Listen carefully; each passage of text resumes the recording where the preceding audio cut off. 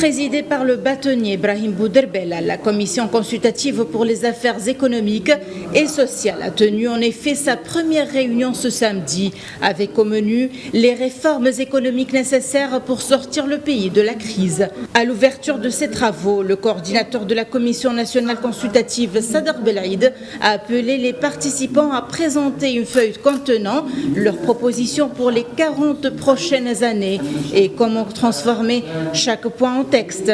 Un délai de 72 heures leur a été accordé.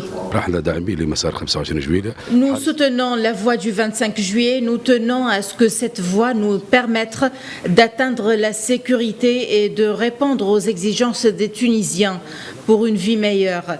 Il est à noter aussi que nous avons déjà exprimé nos réserves sur le dialogue national.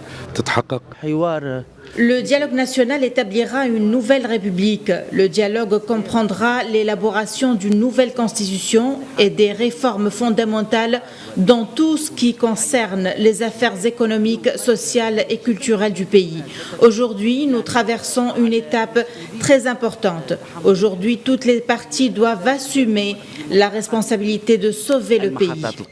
Après plusieurs mois de tractation, le dialogue national a démarré sous haute tension. D'ailleurs, un mouvement de protestation a été organisé ce samedi devant le siège de l'instance supérieure indépendante pour les élections. Durant cette manifestation guidée par 5 partis politiques, plusieurs slogans ont été lancés contre le président de la République, Kais Saïed, mais surtout contre l'ISI, accusé de s'apprêter à falsifier les prochaines élections. Il s'agit d'une instance anticonstitutionnelle qui a été chargée d'une mission spécifique à accomplir, celle de falsifier les résultats des prochains rendez-vous électoraux. Le projet de Kais Saïed vise à détruire les institutions de l'État ainsi qu'à restreindre les droits et libertés.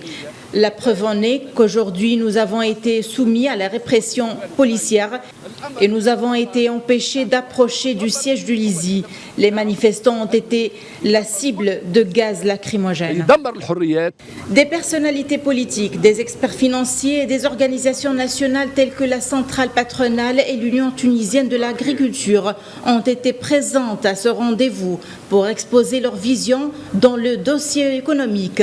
En contrepartie, la centrale syndicale a refusé de participer au dialogue national. Elle s'oppose à la démarche qu'elle juge individualiste adoptée par le président Kais Saïed. Le dialogue national a commencé ses travaux dans une ambiance tendue et chaotique, marquée par l'incertitude totale et l'absence de confiance entre les acteurs politiques, économiques et sociaux. Depuis Tunis, Najwa Becha pour Média.